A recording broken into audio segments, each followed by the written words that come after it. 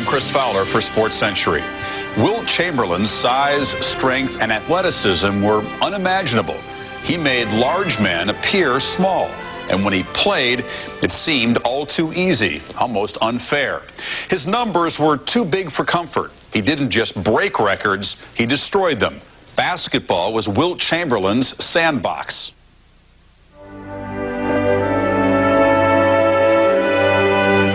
I once performed in that arena. It's in Hershey, Pennsylvania. And all I could think about in the locker room was this was the locker room that Wilt was in when he scored 100 points. How could somebody score 100 points in a game? There's the big fourth quarter, and everybody's thinking how many's Wilt got to get. He's got 69 gone in. Here's the pass to him. He's got another one. In the second half, the team decided that maybe they can get 100, so they were feeding him constantly. Chamberlain has 75 with 10 minutes to go. I don't think any of us realized that Wilt was on that much of a tear.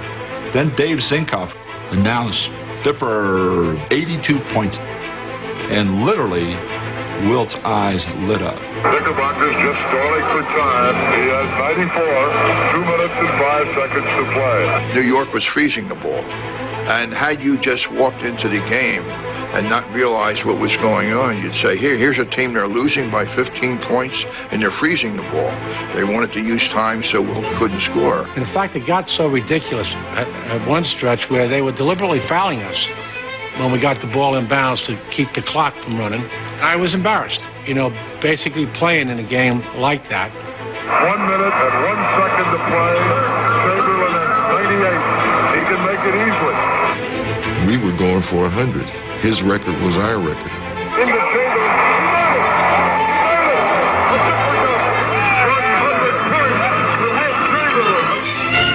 There must have been 46 or 47 seconds remaining in the game.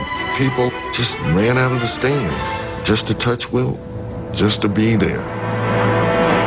Before 4,000 mesmerized fans on March 2nd, 1962, Wilt Chamberlain played in the clouds.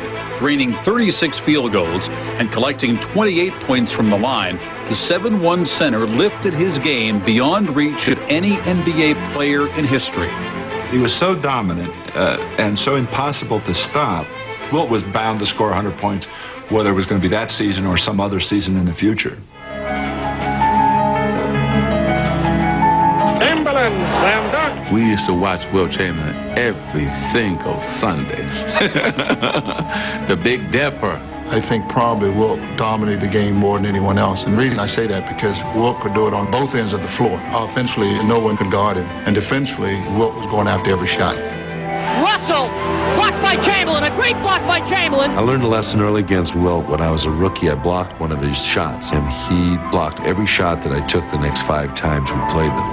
Lenny Wilkins cast off a shot that appeared to be 3 feet above the basket, and Wilt jumped up and caught this ball with one hand. The referee called goaltending, and I hollered at him, "How could you call that goaltending?" And he says, "Guy, what I just saw is not humanly possible." You really can't tell how big he is until you actually see him. I mean, he shook my hand and my hand disappeared, and I'm just going, I don't believe this. People don't understand how big he is. He like blocks out the sun. The sense of size in Wilt Chamberlain is the essence of the man. It's just there. You just feel like you're in the presence of some giant. Wilt was simply, a man-child in a game where it was just simple. He got 55 rebounds in a game. Wilt averaged 50 points a game for a full season. 50 points a game. Wilt Chamberlain played 80 games one year and averaged over 48 minutes a game. He never fouled out of a professional basketball game in his entire career. In 1959, Chamberlain hit the NBA with full force. He was the first player named Rookie of the Year and MVP in the same season. The reaction to his size and talent was so unsettling that the rules of the game suddenly seemed inadequate. I think in the long run, I'll be able to handle myself man-to-man with almost anyone in the league. He was the only guy that could change the landscape in basketball, change the rules. Offensive goaltending, defensive goaltending. You had to widen the lane. The free throw shooter had to release the ball behind the line. Wilt could take off from the free throw line and dunk the foul shot. When Wilt came into the league in the late 50s, I think absolutely there was fear. He's a black man, and he's dominating what had been basically a white sport. Wilt just forged right through those things. Wilt Chamberlain always judged everyone as an individual. I was extremely impressed with his demeanor. He never got flustered. He never got mad. Wilt was a nice guy, sometimes to his detriment on the court. He was too nice a man. I can't tell you how many times I watched him go up for a dunk, and someone would put their hand within the cylinder trying to block his shot, and Wilt would let up because he knew he could break the man's arm. Chamberlain won 7 straight scoring titles, 11 rebounding crowns, and 2 championship rings. Yet, for most of his 14 seasons, he played in a shadow of perfection cast by the press. He's had a lot of terrible things said about him because he didn't win more. Wilt Chamberlain will forever be defined for his failures, not his victories. It's his own fault. He had opportunities to change it, and he could never do it. Chamberlain was concerned about Chamberlain. He was in love with his stats. I think showing his peers that he could score 50 a game, that he could get 24 rebounds, that he could get 8 assists. I think that was enough for Wilt to say, look, they're the numbers.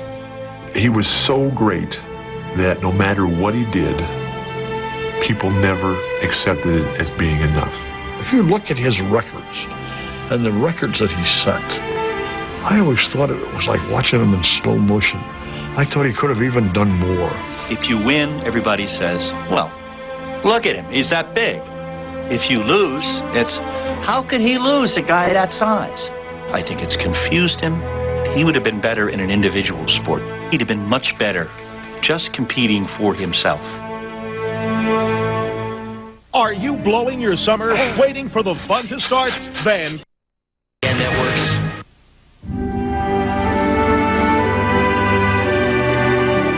It's not easy growing up 7 feet tall, gifted, black in American society. Wilt Chamberlain was just Wilt to stilt. You know, I mean, they never saw the total human being.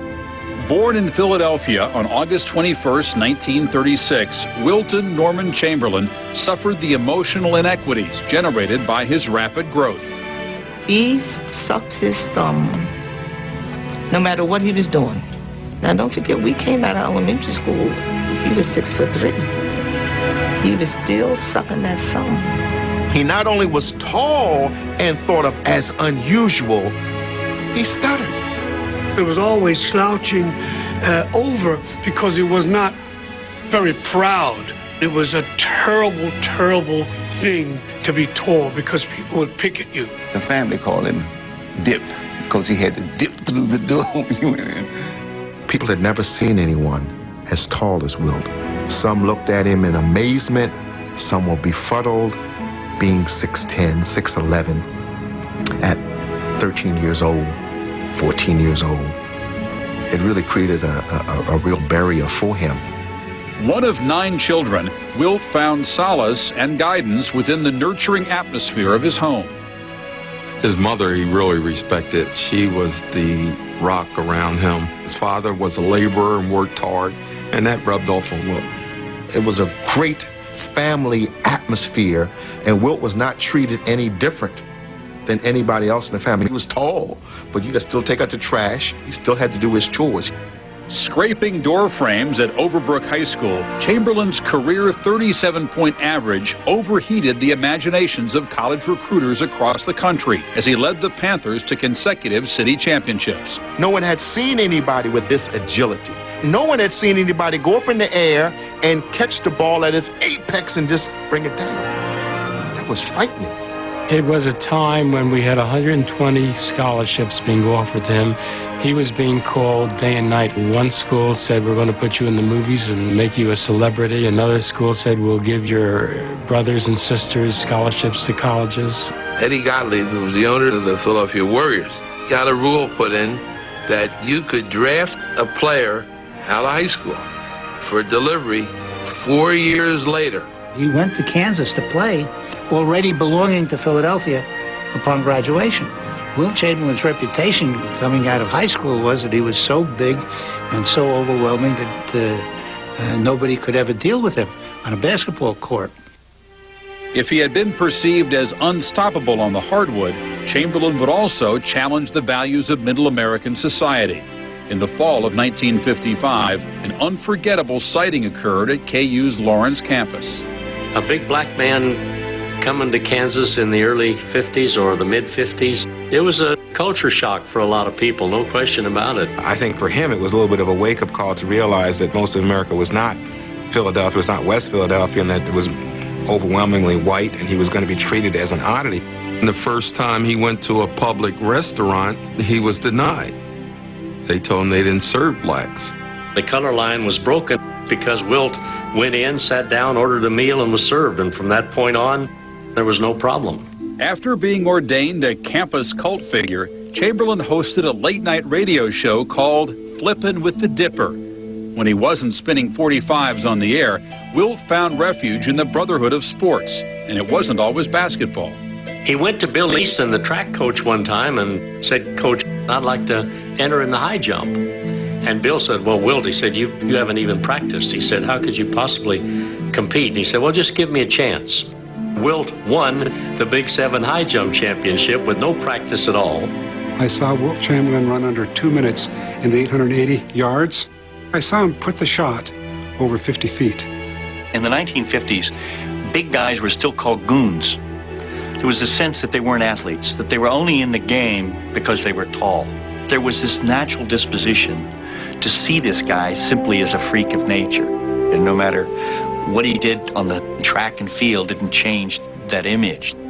However he may have been perceived, Chamberlain's impact on college basketball proved deep and permanent. When he came to Kansas, the rumor got out and scared the daylights out of everybody in the country. They said he could stand at the free throw line and just leap and stuff, which under the old rules would have been legal. We would play a team like Oklahoma State, and they might pass the ball 40, 45 times before they'd attempt a shot, realizing that anytime you ran with the team that Wilt was on, that you're probably going to get blown out pretty good. In his first varsity season, Wilt averaged 30 points and 19 rebounds, leading Kansas into the 1957 NCAA final. Anchored by the big center, who KU's former coach Phog Allen once whimsically remarked could win the national title with 2 cheerleaders and 2 Phi Beta Kappas, the Jayhawks were 7-point favorites over top-ranked North Carolina. Kansas had a forward named Maurice King, who was a very good shooter. Well, of course, North Carolina surrounded Wilt, surrounded him all the time, which left King open, and King could not make a basket.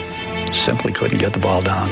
Despite Chamberlain's 23 points and 14 rebounds, the Jayhawks trailed 54-53 in the closing seconds of the most famous triple overtime game in college history. They're going to pass into Ronnie Lineski, who's going to try to lob the ball high and get it into Wilt, who can score. But it was intercepted by North Carolina, and the ball game ended, and the Jayhawks come up 1 point short, 3 overtimes. Chamberlain carried the loss as though it were his alone. That he just thought that he'd let the University of Kansas down. None of us felt that he'd let us down. We were just glad to be riding on his coattails, and he took us as far as he possibly could. What happens? Team beats individual. And Chamberlain was marked. From that moment on, people would hark back to that and say he can't win. In the weeks following the 1957 NCAA title game loss to North Carolina, Wilt Chamberlain seriously weighed whether he should remain at Kansas. He decided to stay, and despite an injury in December, averaged over 30 points and 17 rebounds as a junior for the 18-5 Jayhawks. But after the team failed to make the NCAA tournament, he confided to a friend that he might leave. He said, "Sonny, if I stay in college, they're going to put 3 and 4 people around me, and I'm not going to be able to expand my game." Chamberlain decided to leave, but with the NBA closed to him until his Kansas class graduated, he signed a 1-year contract with Abe Saperstein's Harlem Globetrotters for $60,000, twice what any NBA basketball player was making at the time. He learned some things, how to relax and have some fun with the game that I don't think he experienced before. He wanted Wilt more than 1 year. He wanted to go play basketball. A clown he wasn't.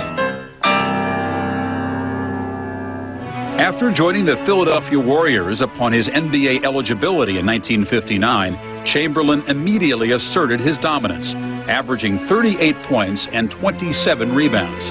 As a rookie, he had climbed to the top of the league, where only one other center stood.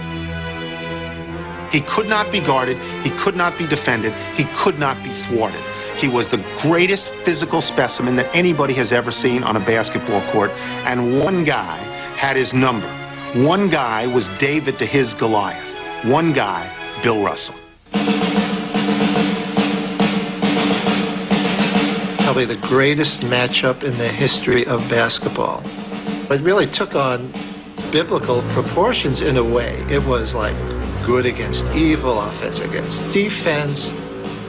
Everybody thought Bill is the nice guy, and here comes this big giant from Philadelphia, and he's the bad guy.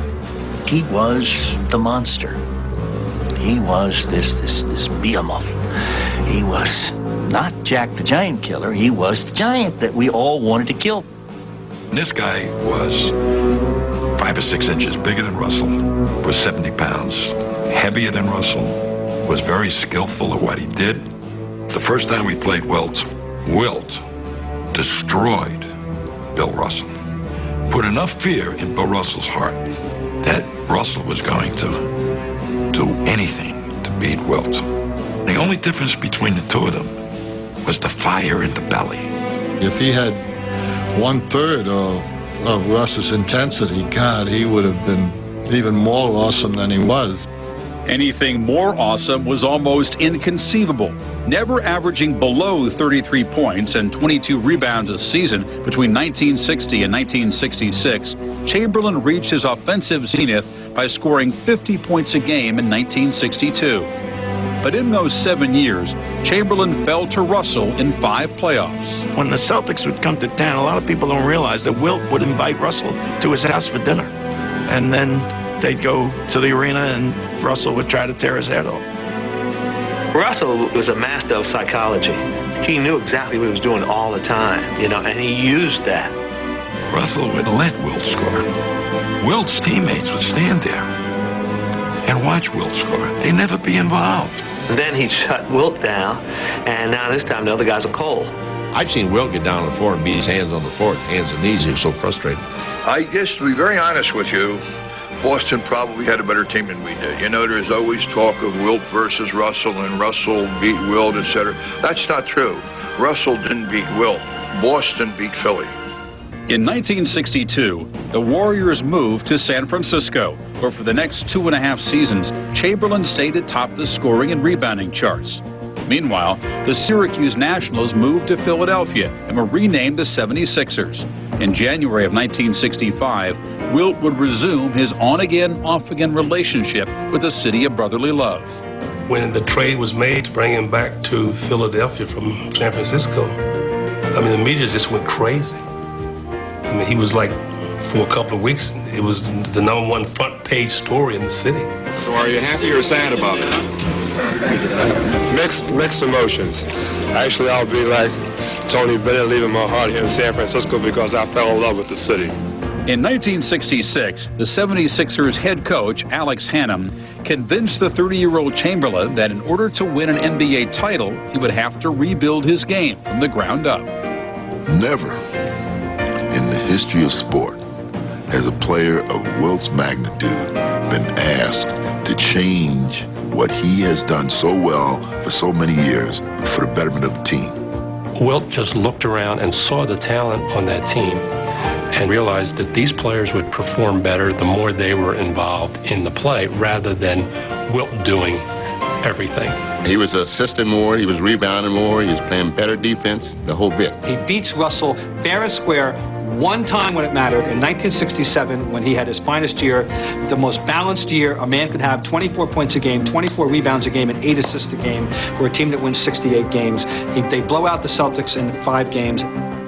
Well, the Celtics on the brink of defeat for the first time since 1956. Gamely trying, but they did not have it here in the second half. We go in the locker room, and there's champagne's out, and everybody's so excited. Chamberlain didn't want any champagne. He said, we have one more step to go. And then the champagne was put down, and we understood that we'll drink it, in another 10 days. We felt that beating Boston was tantamount to winning the championship. Of course, we had to beat San Francisco first to get the world's title. Which the 76ers did in 6 games. Although Wilt's revamped game brought Philadelphia its first NBA title, the future, which might have held a dynasty, would be flawed by the great center's bête noire, the foul shot.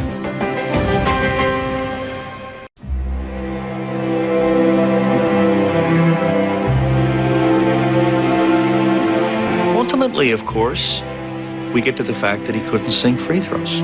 He loved to say that he could sink shots from outside as well as Jerry West or Gail Goodrich or somebody he was playing, which was perfect nonsense. But that was important for him because, you see, that wasn't a function of size. But then you'd ask him, well, if that's true, well, why can't you shoot a free throw? And he didn't have an answer. The germ of Wilt Chamberlain's foul line affliction had been planted back in Kansas.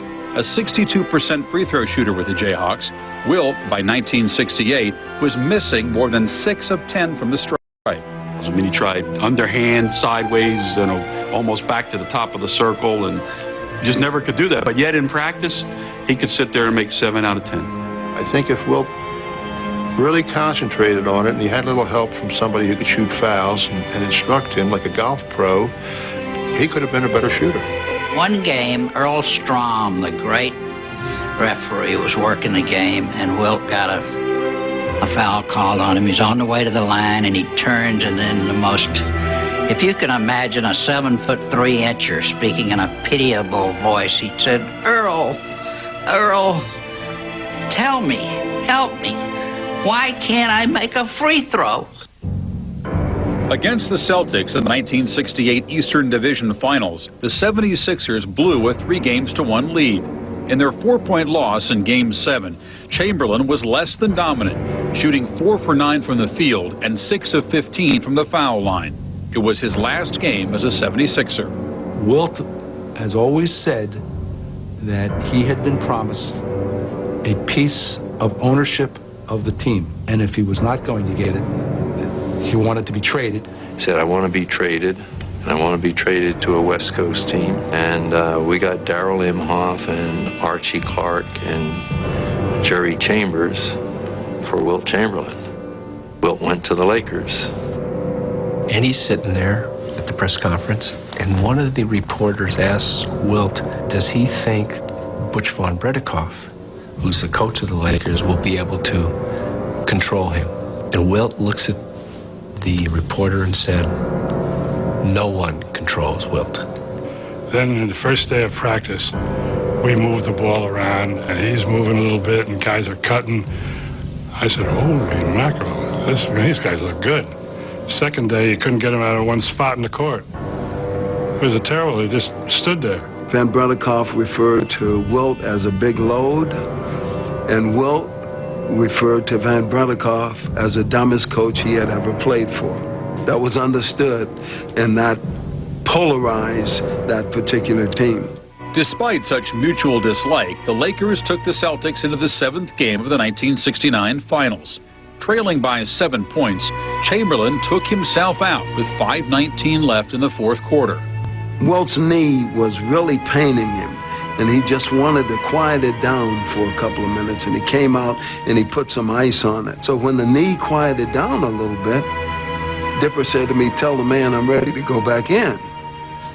And Van Bredikoff said, tell him to hell with him. We don't need him. If I remember correctly the words I said, and I've said them often enough, is we're playing better without you. Coach Van Bredikoff and Wilt did not get along at all. I think Van Bredikoff would have been thrilled to win a championship with Wilt sitting on the bench. But the Lakers lost 108-106, and in the aftermath, Chamberlain suffered a blow that would hurt long after his knee recovered. Compliments of his chief adversary who had played his last game.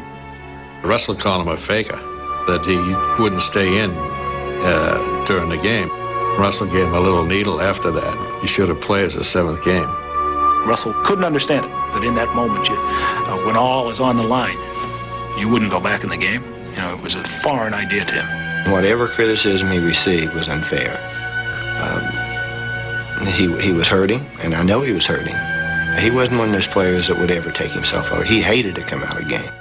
With Russell gone in 1970, the path to the NBA title was rerouted through Madison Square Garden. When Knicks center Willis Reed went down with a knee injury in Game 5, the way to glory seemed open for Wilt and his talented supporting cast. They somehow rallied together in the 5th game with no one on the floor taller than 6'7" in the second half and beat the Lakers to go up 3-2. Take themselves back to Los Angeles. Wilt asserts himself with 45 points and 27 rebounds against hapless Nate Bowman, taking us all back to New York with everyone wondering, can Willis play or can't Willis play? A couple of Knicks come out, they begin to shoot, a couple of more come out, and I'm watching Wilt, and he keeps looking at the guys that came out. He's looking for Willis Reed, and suddenly there is this incredible roar. Here comes Willis, and the crowd is going wild. I saw West, I saw Chamberlain, I saw Baylor stopping their tracks because both teams were warming up, and they were just staring at Reed. And I said to myself at that point, man, I think we got these guys. Frazier then slows it down, is picked up by Jerry West at the top of the post. Reed. In the end, Willis Reed's 2 baskets in 27 minutes counted more than Chamberlain's 21 points and 24 rebounds as the Lakers went down 113-99. What Russell says is, if I had been playing Willis Reed, I would have gone right at him. I would have never played harder in my whole life. I would have asked for the ball every time down. I would have put it to him. If he tried to shoot, I'd have been right in his face and knocked it down. And Wilt was sort of intimidated. Wilt didn't want to be the bad guy. He knew the whole world was cheering for Willis Reed. He may not have had the killer instinct at certain moments to go after somebody's knees, to go after somebody's weakness. Dispirited by his failure to reach the top, Chamberlain decided to quit the NBA and looked elsewhere for victory, professional boxing. Customato told Wilt that if he trained, he couldn't make a career out of fighting. But if he trained for one fight, specifically for Ali, that he had a chance to succeed. Angelo Dundee said to Muhammad, "You can't do this." And Muhammad says, "Why not? He can't fight." And Angelo stood up on a chair, little guy, and made himself 7'1" and 1/16 of an inch and said, "Try to hit me." We called this massive press conference at the Astrodome. Prediction? No. One prediction. Wilt Chamberlain went to the next room, asked permission to use the telephone, called a person whom I believe to be Jack Kent Cooke, came out and said, "Look, guys, I decided that I'm going to continue to play basketball. I don't want to fight." At the beginning of the 1972 season, Lakers coach Bill Sharman proposed a different role for Chamberlain. He pulled Wilt aside, suggested very calmly that he play like Russell, play defensively, block shots, not try to be a high scorer. And Wilt thought about it, and he did it. Content to average just 15 points, Wilt led the league in rebounds at 19 a game. The Lakers soared, mounting a record 33-game winning streak and finishing with 69 victories. Beating the Knicks in 5 games, they won their first NBA title since moving to Los Angeles in 1960. He's met every challenge. He's crossed every bridge. The Los Angeles Lakers are the world champions of basketball.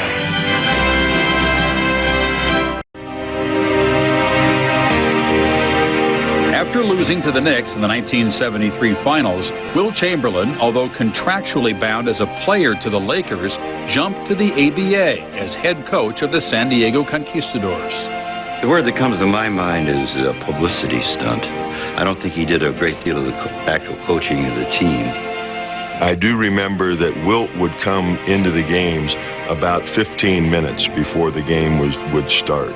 A lot of times there wasn't even a team meeting with him involved anyway, because he wouldn't come to the arena until the team was already out on the floor.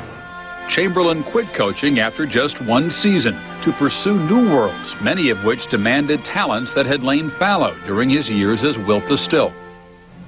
If Wilt Chamberlain didn't play basketball, he would have been a great success in something else. He would have gone to Wharton School of Business.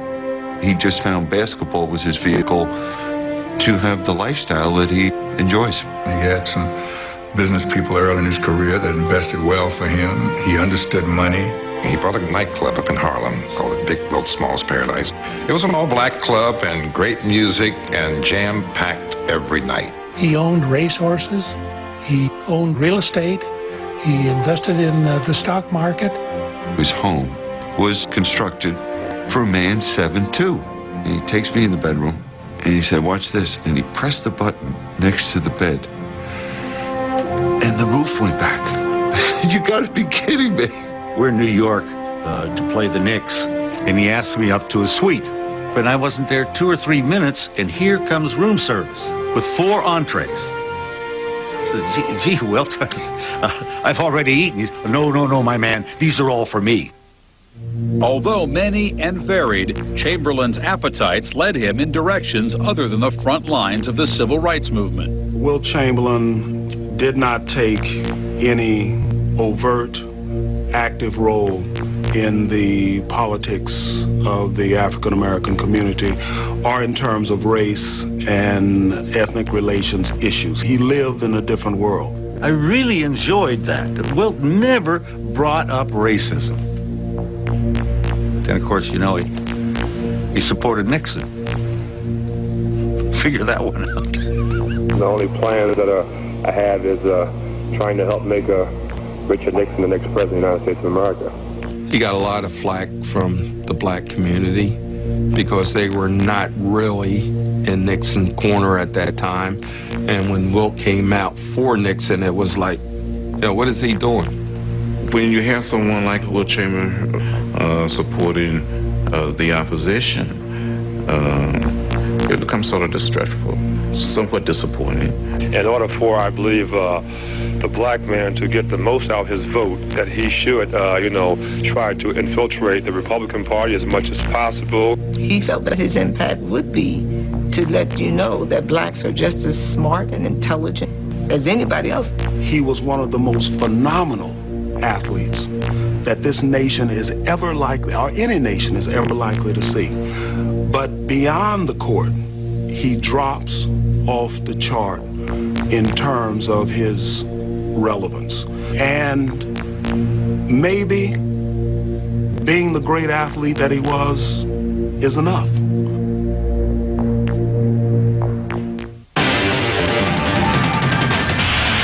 Hey guys, listen up. You want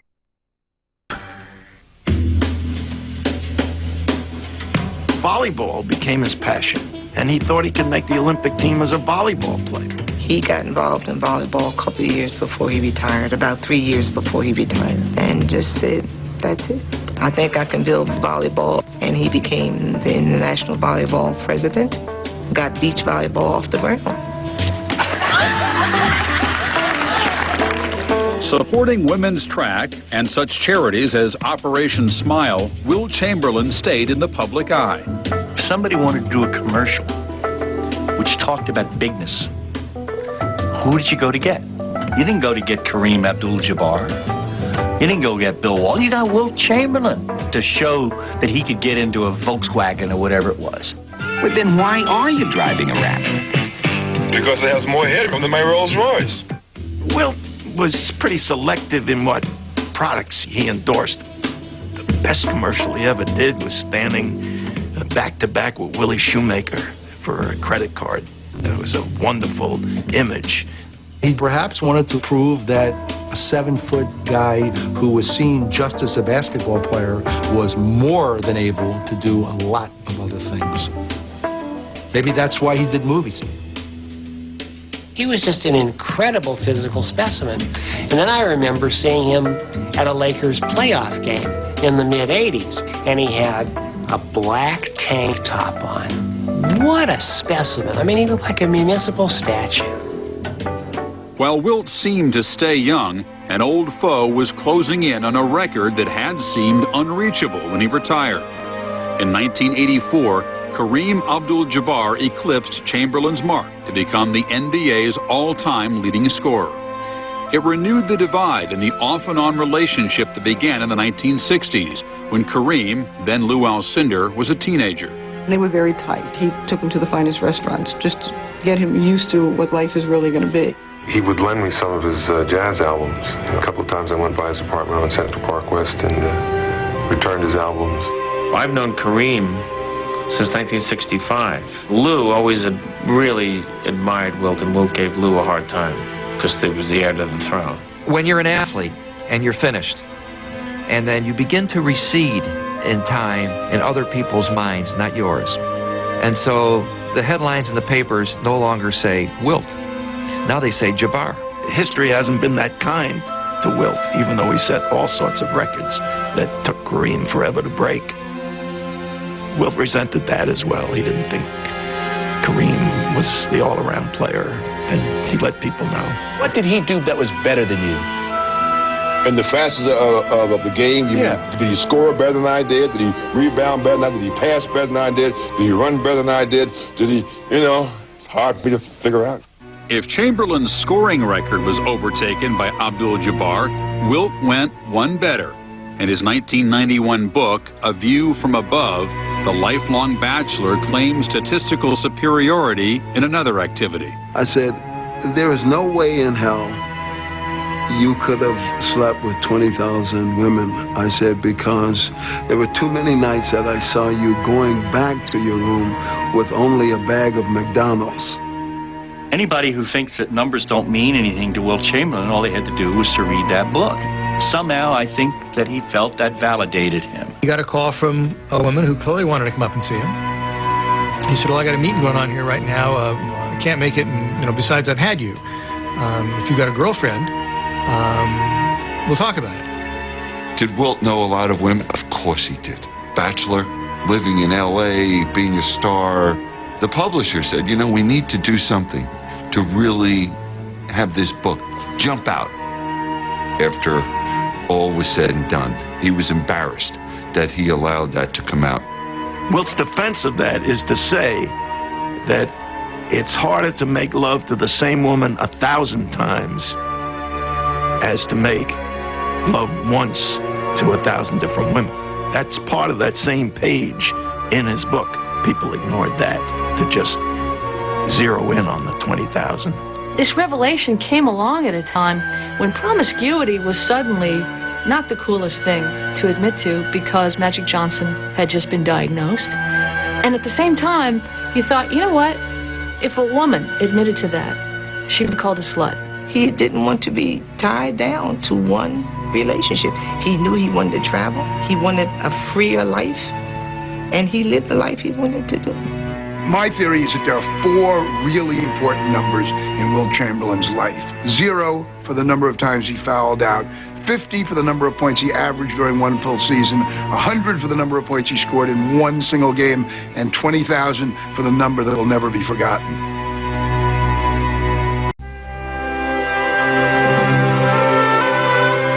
In January 1998, in his first official visit to the University of Kansas since leaving the school some 4 decades earlier, Wilt Chamberlain had his college number retired.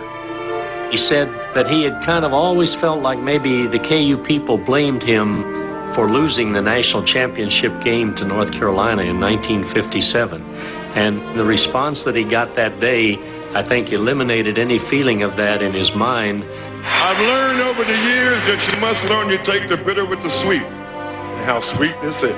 And I'm now very much a part of it by being there and very proud of it. Rod Chalk, Jayhawk.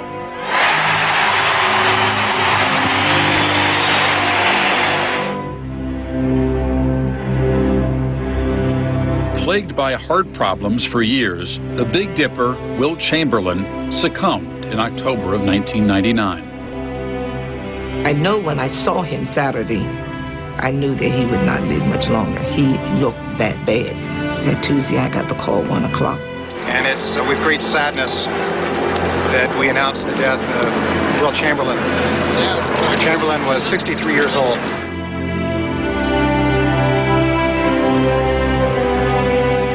When I got the phone call that Wilt had died, I felt like I had been kicked in the stomach. Not only that I didn't want to believe it, but I couldn't believe it. I thought Wilt was indestructible. It was like Superman dying. I said, no, it's impossible. Dippy was so big, We all thought he was going to live forever.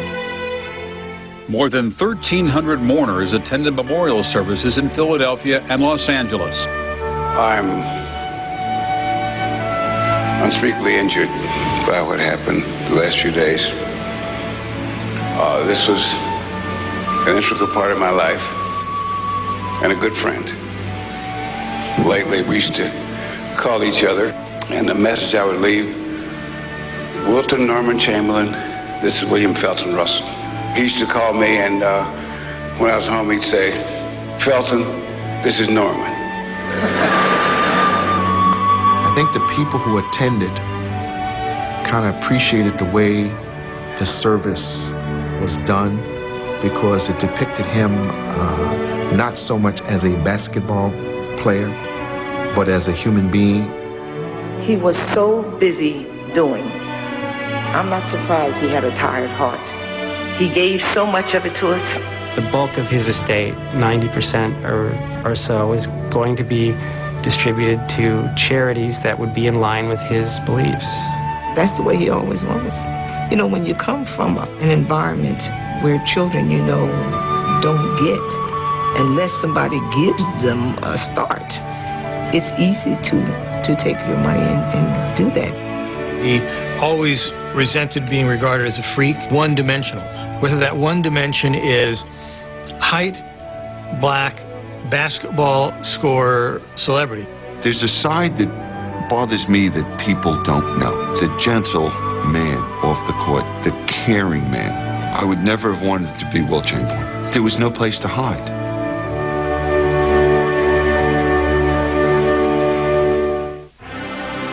Every few years, Wilt Chamberlain would suggest in interviews that he could still play in the NBA. The New Jersey Nets offered him about $360,000 for the final few games of the '86 season. Chamberlain had been retired for 13 years. Yet here was someone else agreeing with him that, yes, Wilt still had game. For Sports Century, I'm Chris Fowler.